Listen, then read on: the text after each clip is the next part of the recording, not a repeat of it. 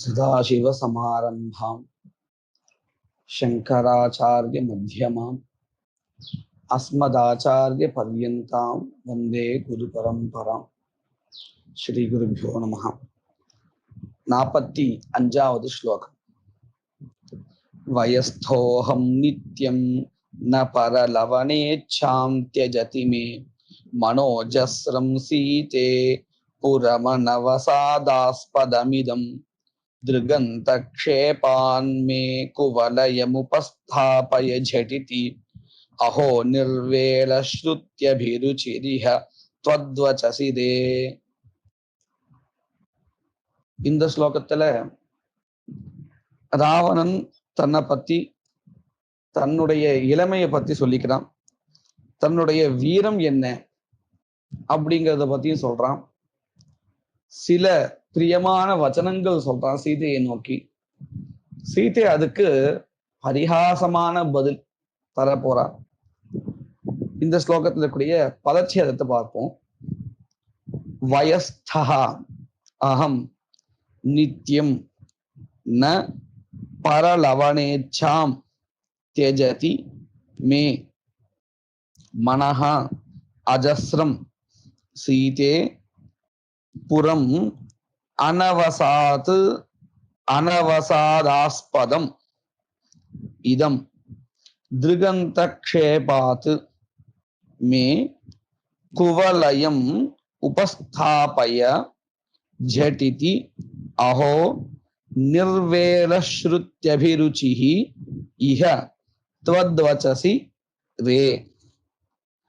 இந்த இடத்துல ரெண்டாவது பாதத்துல சீதே அப்படின்னு இருக்கு இல்லையா, அதுதான் இந்த இடத்துல சம்போதன பிரதமாவா இருக்கு. சீதையை கூப்பிட்டு சொல்றான், ஹே சீதையே, நான் எப்படி இருக்கேன்? அகம் நித்தியம் எப்பொழுதும் வயஸ்தா அஸ்மி. வயஸ்தகான்னு யாரு? தருணஹா, இளைஞனாகவே இருக்கேன். எனக்கு இன்னும் மூப்புங்கிறது ஏற்படவே இல்லை. அதஹா மே மனஹா, என்னுடைய இந்த மனதானது பரலவனே, அதாவது எதிரிகளுடைய தலையை கொய்வதுல அஜஸ்ரம் நித்தியம். அஜஸ்ரம் சொன்னாலும் நித்தியம் சொன்னாலும் ரெண்டுத்துக்கும் ஒரே அர்த்தம்தான். நித்தியமும் பரலவனே, இந்த போர் புரிந்து அதுல எதிரில வரக்கூடியதான எதிரிகளுடைய தலையை வெட்டுறதுல இச்சாம் ந தியஜதி, ஆசையை விடுறதே இல்லை. ஏன் அப்படின்னு சொன்னா, வயதா அடுத்துன்னு சொன்னா நம்மளால சண்டை போட முடியாது. அப்படி சண்டை போட்டாலும் நாம நினைச்சபடி ஒரு பராக்கிரமத்தோடு இருக்க முடியாது. ஆனா இவன் என்ன சொல்றான், எனக்கு வயசு ஆகவே இல்லை, நான் இன்னும் இளைஞனாகவே இருக்கேன். அதனாலேயே எனக்கு போர் புரிந்து அந்த போர்ல மற்றவர்களுடைய அந்த தலையை கொய்வதுல ரொம்ப ஆசை இருக்கு. பராக்கிரமம் ஜாஸ்தியா இருந்தா இந்த மாதிரி ஆசைகள் இருக்கும் தானே, அப்படி இருக்கு அப்படின்னு சொல்றான். அது மட்டும் இல்லை, இந்த லங்கா நகரம் இருக்கே, இது துக்கத்துக்கு ஆளாக இருப்பதே இல்லை. அப்படின்னு என்ன அர்த்தம்? இந்த லங்கையில் இருக்கக்கூடிய மக்கள் யாரும் துன்பப்படுவதே இல்லை. அந்த அளவுக்கு நான் ராஜ்யத்தை ரொம்ப அழகாக நடத்துகிறேன் அப்படின்னு சொல்றான். இப்படி பாருங்க, புறம் இதம், இந்த நகரமானது அனவசாதாஸ்பதம். அவசாதா அப்படின்னு சொன்னா என்ன அர்த்தம்? ஹானிஹி க்ஷயஹா. அனவசாதா அப்படின்னு சொன்னா எந்த விதமான குறைவில்லாத, அக்ஷயமாக குறைவில்லாததாக இருக்கிறது இந்த லங்கை என்னும் நகரம். அப்படின்னா தன்னுடைய ராஜ்ய பரிபாலனமானது எந்த அளவிற்கு உயர்ந்ததாக இருக்குன்னு காமிச்சுக்கிறான். மொத்தம் 3 விஷயம் சொன்னா, ஒண்ணு தான் ரொம்ப இளைஞனாக இருக்கேன் அப்படின்னு தன்னை பத்தின விஷயம், இன்னொன்னு பராக்கிரமத்தோடு இருக்கேன், உற்சாகத்தோடு இருக்கேங்கிறத காமிச்சுண்டா, 3வது தன்னுடைய ராஜ்ய பரிபாலனம் எந்த அளவுக்கு சிறந்ததா இருக்குங்கிறத காமிச்சுண்டான். இப்பேற்பட்ட மே எனக்கு ஜடித்தி உடனேயே திருகந்த க்ஷேபாத்து. திருக் அப்படின்னு சொன்னா பார்வை. இந்த பார்வை என் மேல நீ செலுத்துவதால் குவலயம் உபஸ்தாபய. குமுதப்பூ இருக்கு இல்லையா, அதாவது இந்த சீதையினுடைய கண்கள் அல்லிப்பூ மாதிரி இருக்கு. அந்த சீதையானவள் ராவணனின் பால் ஈர்க்கப்பட்டு ஒரு பார்வை பார்த்தாலே ஆனால் அது இவனுக்கு எப்படி இருக்கான், இவன் இவன் மேலே ஒரு குமுதப்பூ விழுந்தது போல இருக்கான். அப்படி வர்ணிக்கிறான். ஹே சீதே, ஜட்டித்தி உடனேயே இப்பேற்பட்ட பராக்கிரமத்தோடு இளைஞனாக இருக்கக்கூடிய நல்ல ராஜ்யம் புரிகின்ற எனக்கு திருகந்த க்ஷேபாத்து, உன்னுடைய இந்த கடாட்ச வீக்ஷண்யத்தினாலே, பார்ப்பதுனாலே, ஓரக்கண் பார்வைன்னு சொல்லுவோம். நேரா பார்க்கறதுங்கிறது சாமானியப்பட்டவாளை தான் பார்ப்போம். இந்த ஓரக்கண்ணால பார்க்கறது அப்படிங்கிறது நம்மள விருப்பப்பட்டவாளுக்கு மேலத, அதுவும் நாம் தனிப்பட்ட ஒரு கவனம் செலுத்தும் பொழுதுதான் அப்படி பார்ப்போம். அதனாலதான் அம்பாள் கிட்ட எல்லாரும் வேண்டும் போது அபாங்க வீக்ஷண்யன அப்படின்னு சொல்லுவோம். அபாங்கம் சொன்னாலும் அதுதான் இந்த ஓர பார்வை, கடைக்கண் பார்வைன்னு தமிழ்ல நம்ம சொல்லுவோம் இல்லையா. அந்த பார்வை யாரு மேல விழும், நமக்கு ரொம்ப வேண்டியப்பட்டவா மேலதான் விழும்.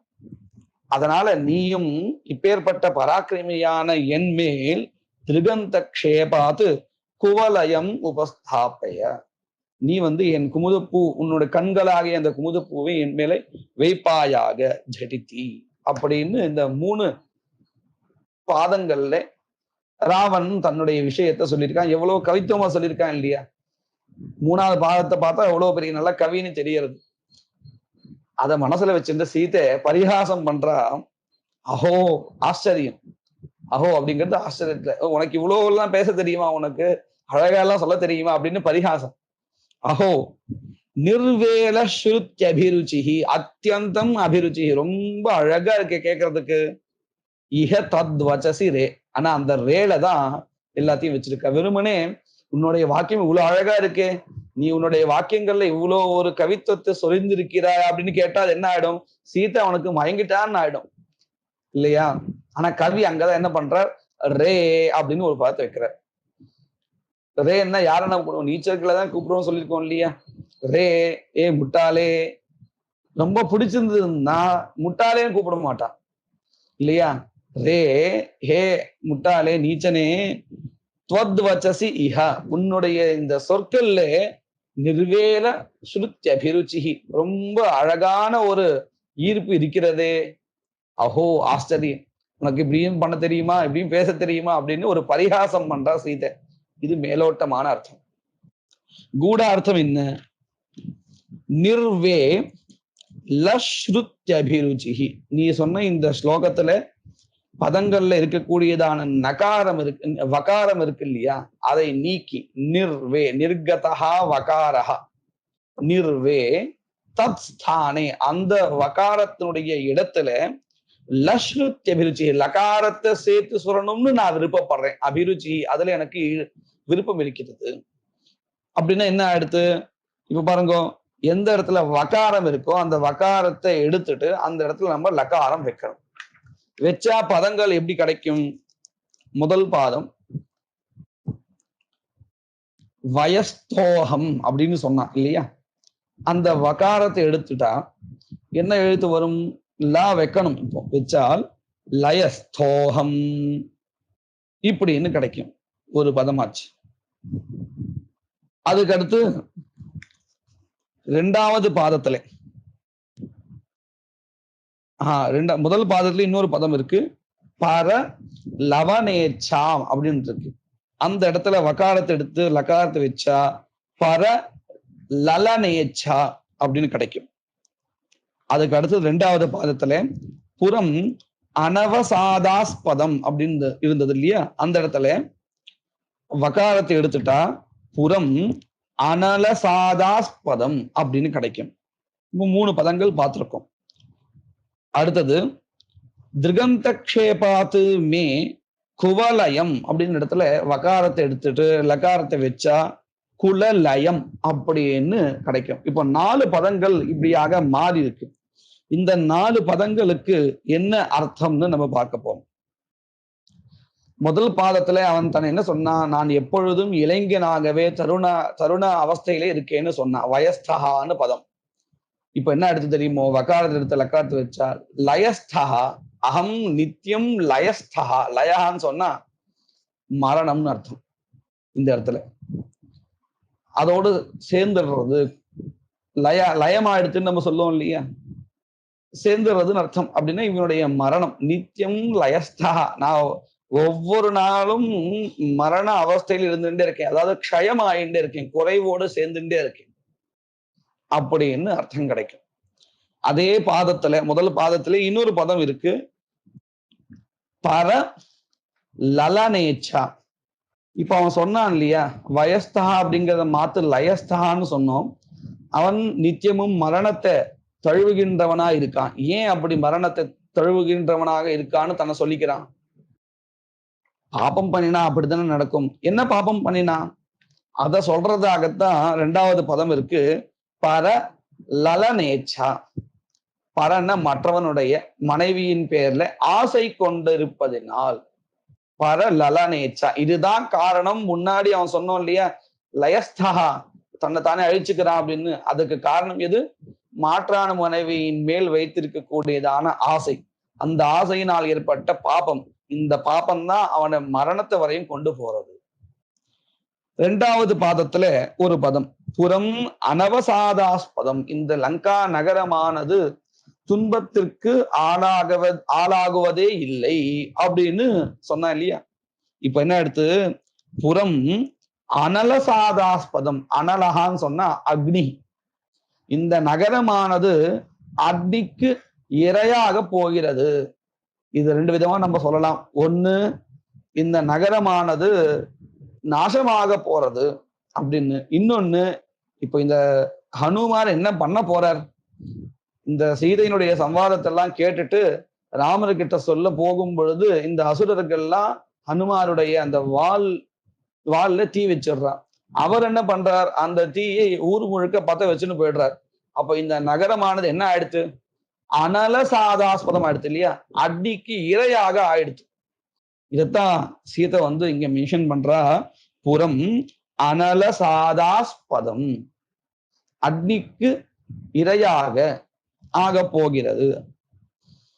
அடுத்தது மூணாவது பாதத்துல திருகந்த க்ஷேபாத்து குவலயம் உபஸ்தாபய அப்படின்னு சொன்னா, உன்னுடைய படுவதின் பெயரால் என் மேல் நீ குவலை புஷ்பத்தை வைப்பாயாக அப்படின்னு சொல்லியிருந்தான் இல்லையா. ஒரு காதல் மொழி அழகா சொல்லியிருந்தான். இப்போ சீதை அதை மாத்தி என்ன பண்ணிருக்கா, குலலயம் உபஸ்தாபய, உன்னுடைய பார்வை என் மேல் படுவதால் குலலயம் உபஸ்தாபய, என்னுடைய குலத்தினுடைய க்ஷயகா நாசகாவானது ஏற்படட்டும். இது ரெண்டு விதமா நம்ம அர்த்தம் சொல்லலாம். ஒண்ணு, சீதையினுடைய பார்வை அந்த அளவிற்கு மிகவும் கோபமாக இருக்கிறது, அந்த பார்வையினாலேயே இந்த ராவணனுடைய குலம் இருக்கு இல்லையா, அந்த குலத்தை நாசம் பண்ணிடுறான் அப்படின்னு. இன்னொன்னு, இப்படி பண்ற சீதை அவன் மேல் ஒரு ஆசை வைத்தாலே ஆனால் அந்த குலம் நாசமாயிடுறது, ஸ்திரீ குலம். இப்படின்னு ரெண்டு விதமா எப்படி வச்சிருந்தாலும் நமக்கு தேவையான அர்த்தம் கிடைக்கிறது. இந்த மாதிரியாக ராவணன் சொன்ன அந்த ஸ்லோகத்தையே அவனுக்கே மறுபடியும் அர்த்தம் புரியும்படி நிலையை விளக்கி சீதை மாத்தி அமைச்சு கொடுத்திருக்கா. இது பிரதிதத்தாட்சரம்னு பேர். ஒரு எழுத்தை கொடுத்து ஒரு எழுத்தை நீக்கி சொல்லக்கூடியதான ஸ்லோகம் இது. 46வது ஸ்லோகம். திகந்த ஸ்ரீர்மக்னா மம சுமுகிலங்காந்தரதுனா விலாபः क्वाप्येकोऽप्यहः न नगर्यामिह मम विलक्षत्वं बिभ्रत्यपि हरिदधीशा मधुदये विलापाक्रान्ते वस्फुरति खलवाक्ते हृदि सताम्.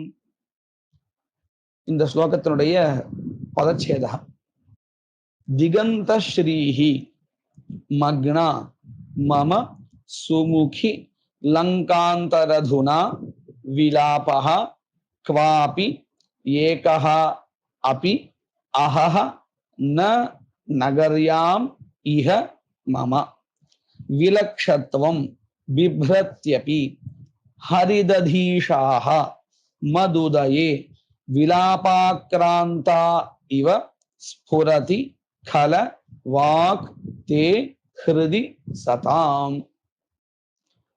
என்ன சொல்றான் ராவணன்? ஹே சீதையே, சுமுகி அப்படிங்கிற பதம் தான் இங்க சம்போதனத்துல இருக்கு. முதல் பாதத்திலேயே இருக்கு சுமுகி, அழகான முகமுடையவளே. சீதையே, திகந்த ஸ்ரீஹி, இந்த 8 திக்குகளிலும் இருக்கக்கூடியதான செல்வம் இருக்கே, இந்த செல்வமானது தற்பொழுது எங்க இருக்கு? லங்காந்தரதுனா மக்னா மமா, என்னுடைய இந்த லங்காந்தரதுனா மக்னா, என்னுடைய இலங்கையில இந்த 8 திக்குகளையும் இருக்கக்கூடியதான ஐஸ்வர்யமானது உள்ள மூழ்கி இருக்கு, வெளியில வராதபடி இருக்குங்கிறது அவனுடைய தாற்பயம். இவன் இந்த 8 திக்குகளில் அதிபதிகளையும் வென்று இருக்கான். அஷ்டதிக்பாலர்களை இவன் வென்று இருக்காங்கிறதுனால அப்படி வாங்கப்பட்ட ஒரு விமானம் தான் புஷ்பக விமானம். குபேரன் கிட்ட இருக்க வாங்கிட்டு இருக்கக்கூடியதான ஒரு பொருள். இப்படி 8 திக்கு அதிபதிகளையும் இவன் வென்று இருப்பதனாலே இவன் கிட்ட 8 திக்குகளிலும் இருந்த செல்வமானது இவன் கிட்ட இருக்கு. அதாவது லங்கையில இருக்கு, மக்னா மூழ்கி இருக்கு, எடுக்க முடியாத அந்த அளவுக்கு அங்கேயே ஸ்திரமா இருக்கு.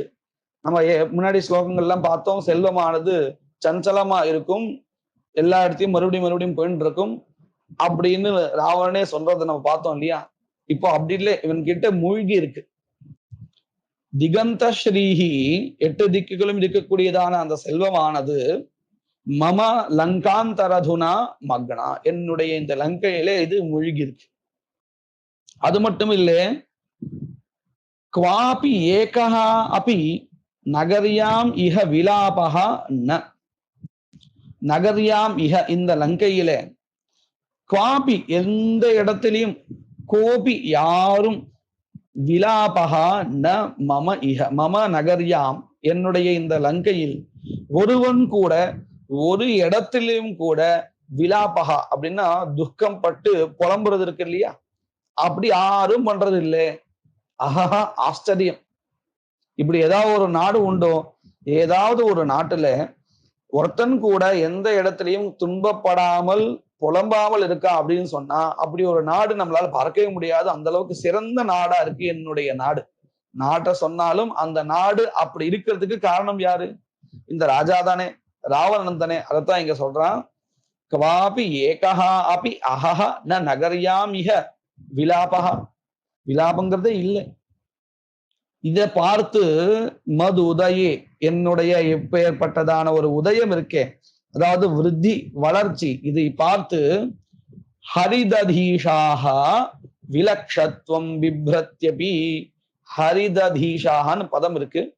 இதை நம்ம எப்படி பிரிக்கணும்னு சொன்னா, ஹரித்து அதீஷாகான்னு இந்த சமாசம் ஆகாத முன்னாடி இருக்கக்கூடிய நிலையில இருக்கக்கூடியது. ஏன் நான் இவ்வளவு சொல்றேன்னு சொன்னா, இந்த பதத்தை முதல்ல புரிஞ்சுக்கிறதுக்கே சிரமம், எப்படி பிரிக்கணுங்கிறதுக்கே சிரமம். ஹரித்து, இந்த ஹரித்துங்கிற பதத்துக்கு என்ன அர்த்தம்னா 8 திக்குகள்னு அர்த்தம். திசஸ்துக குபஹ்காஷ்டா ஆஷாஸ்ச ஹரிதஸ்ச தாஹ அப்படின்னு அமரகோஷம் இருக்கு இல்லையா? இந்த பதம் தெரியலன்னு சொன்னா அமரகோஷத்துல நம்மளால இதுக்கு அர்த்தம் சொல்லவே முடியாது. ஏன்னா நம்ம பொதுவா ஹரித அப்படிங்கிற பதத்துக்கு பச்சை நிறம்னு உடனே பிரசித்தமான அர்த்தம் இருக்கிறதுனால அதை எடுத்துப்போம். ஆனா அங்க இந்த இடத்துல அந்த ஒரு அர்த்தத்துல சொல்ல, ஹரித்துங்கிறது திக். அதீஷாகான்னு சொன்னா தலைவருக்கு எல்லாம் தலைவர், அதீஷாக, அதி ஈஷாக அதீஷாக, ஈஸ்வரனுக்கு இன்னொரு ஒரு ஈஸ்வரன் இருந்தால் அவன் அதீஷாக இல்லையா? இப்ப என்ன சொல்ல வரா இதுல இந்த பதத்தினால? ஹரிததீஷாக அப்படின்னா ஹரித்து அப்படிங்கிறதுக்கு 8 திக்குகள் அர்த்தம் பண்ணோம்.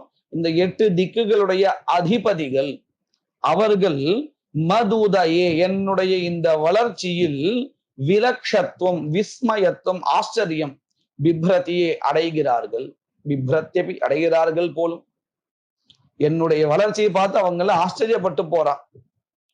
இப்படின்னு முதல் 3 பாதத்துல ராவணன் தன்னை பத்தி சொல்லிண்டான்.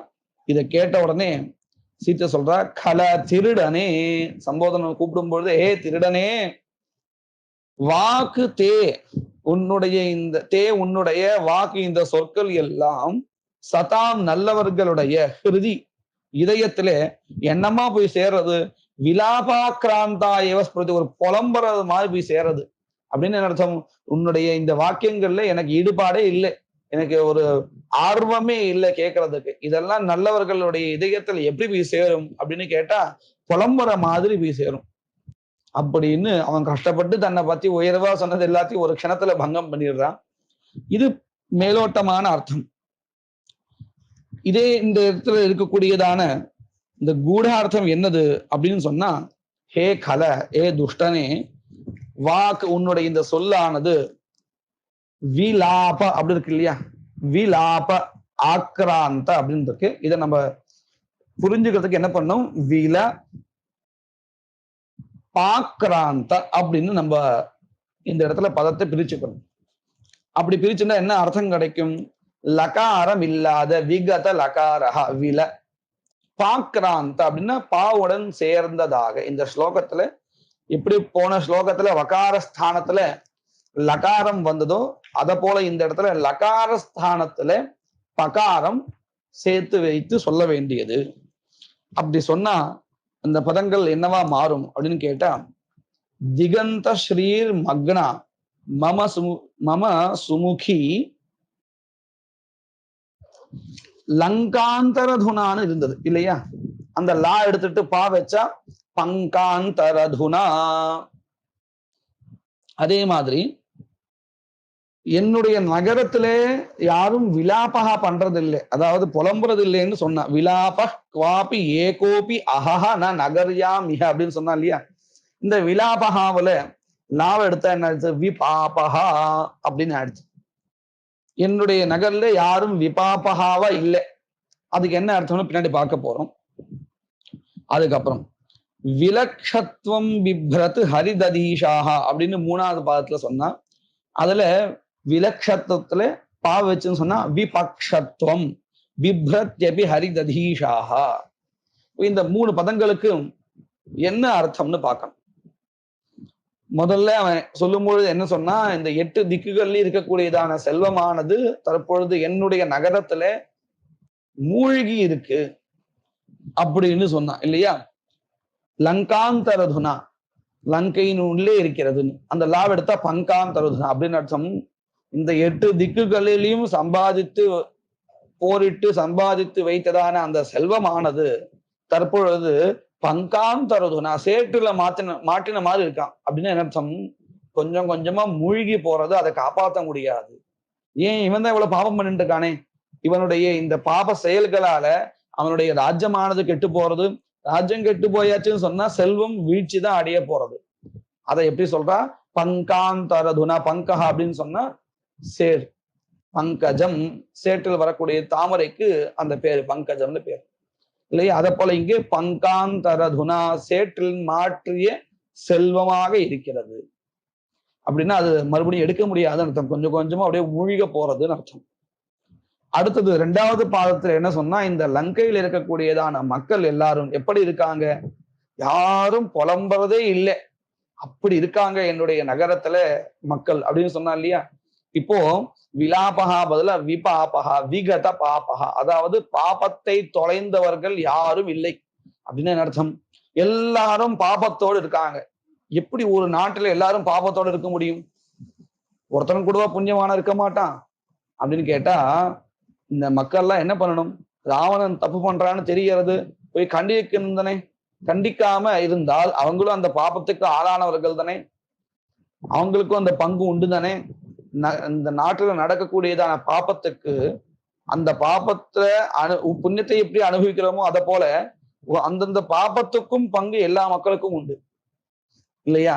அதெல்லாம் வச்சுதான் நம்ம சொல்றோம், இந்தியாவுக்கு இவ்வளவு கடன் இருக்குன்னு சொன்னா அந்த கடனுக்கு பங்கு நமக்கும் இருக்கு, அது ஒரு பாபம், அந்த பாபத்துல பங்கு நமக்கும் உண்டு. இப்போ இந்த நகரத்துல ராஜா எல்லா தப்பு பண்ணிட்டு இருக்கான்னு சொன்னா அந்த தப்பை கண்டிக்காத இருக்கிறதுனால, தவிர அவனை இந்த தப்பு பண்ணும் பொழுது இன்னும் உற்சாகப்படுத்துறா இல்லையா, நீங்க உங்களை மாதிரி ராஜா உண்டா அப்படி உண்டான்னு, இதெல்லாம் இன்னும் பாபம் தானே. இப்படி பண்ணக்கூடியதான பாபத்தை அனைவரும் பங்கிட்டுக் கொள்கிறார்கள். அதனால எல்லாருமே அந்த நகரத்தை எப்படி இருக்கா, விபாபகா. விபீஷணனை தவிர்த்து இது எல்லாம் விபாபகா அப்படின்னு அர்த்தம். பாபம் இல்லாதவர்கள் யாரும் இல்லை, எல்லாரும் பாபத்தை செய்தவர்களாக இருக்கிறார்கள் அப்படின்னு அந்த ராஜாவே தன்னை சொல்லிக்கிறான். என்னுடைய நகரத்துல ஒருத்தன் கூட பாபம் பண்ணாதவனே இல்லை, எல்லாரும் பாபிகளா இருக்கா அப்படின்னு. அதுக்கப்புறம் விலக்ஷத்துவம் பிப்ரத்யபி ஹரிததீஷாகா. ஹரிததீஷாகான அஷ்டதிக் பாலகர்கள், அவர்கள் என்னுடைய உதயத்தை பார்த்து ஆச்சரியம் அடைகிறார்கள் அப்படின்னு முதல்ல சொன்னான். இப்ப என்ன அடுத்து விபக்ஷத்துவம் பிப்ரதி, என்னுடைய இந்த செயல்கள் எல்லாம் பார்த்து இந்த அஷ்டதிக் பாலகர்கள் எனக்கு கீழே இருக்கக்கூடியதான அவர்கள் விபக்ஷத்துவம் மாற்று கருத்தை உடையவர்களாக அப்படின்னு அர்த்தம். நீ இப்படி பண்ணக்கூடாது, இப்படி பண்ணினா உனக்கு என்ன ஆயிடும், மரணம் தான் நிகழும், அந்த மரணத்தை எதிர்நோக்கி இருக்கிறார்கள். என்ன ஆறுது இவனுக்கு பார்ப்போம். இவன் எதிர்த்துண்டு இருக்கக்கூடிய ஆள் தெய்வாம்சம் பொருந்தியவர். அப்பேற்பட்ட ராமரை எதிர்த்துண்ட இவனுக்கு என்ன ஆக போறது அப்படிங்கிறத ஒரு ஆர்வத்தோட பார்த்துட்டு இருக்கலாம். விபக்ஷகளா இருந்துட்டு எதிர் திசையில இருந்துட்டு பார்த்துட்டு இருக்கலாம் இந்த அஷ்டதிக் பாலகர்களும். விபக்ஷத்துவம் பிப்ரத்யபி ஹரிததீஷாக மதுதயே. இப்படி ராவணன் சொன்ன சொற்களையே ஒரு எழுத்தை மாத்தி சீதை ரொம்ப அழகா அவனுக்கு எதிர்மறையான கருத்துக்களை தெரிவிச்சிருக்கா. மேற்கொண்ட ஸ்லோகங்களை வருங்காலத்துல பார்க்கலாம்.